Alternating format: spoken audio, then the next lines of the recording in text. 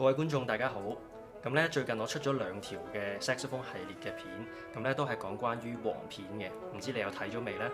第一條嘅片咧就係講關於點樣存放我哋嘅黃片啦，而第2條就係講我哋點樣開我哋嘅黃片。咁有好多觀眾咧喺我出咗呢2條片之後都問，如果我已經照足你嘅步驟去存放呢啲嘅黃片同埋開呢啲嘅黃片，但係啲黃片都仲係一個好差嘅狀態，咁究竟可以點算呢？究竟可以點樣整靚我哋塊黃片呢？咁今日咧我就會教大家點樣去整我哋嘅黃片啦。咁首先呢度有塊黃片啦，然後好多人咧就會用一啲幼嘅砂紙啦 ，thin sandpaper， 咁咧就會磨佢哋個底。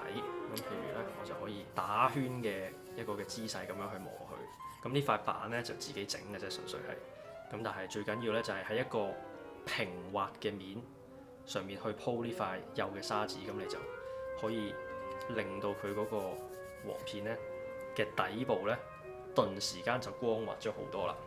咁呢個係第一個方法啦。第二個方法咧就係好多人都會買嘅一個工具啦，就係叫做呢個 reed gig 啊。咁呢個 reed gig 咧就係一把咁樣嘅刀嚟嘅。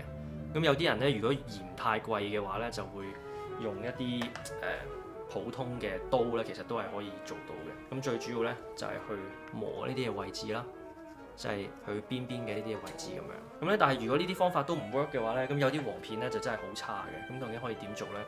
咁我今日咧就教大家呢一個叫做即係用毛牆嘅方法。咁呢個方法咧就叫做 The Wall Method。咁首先你要 make sure 你埲牆係要平㗎啦。咁然後咧，我哋就將塊黃片即係小心啲就擺喺度。咁然後咧就咁樣咧，頓時間就搞掂呢塊黃片啦。多謝大家收睇。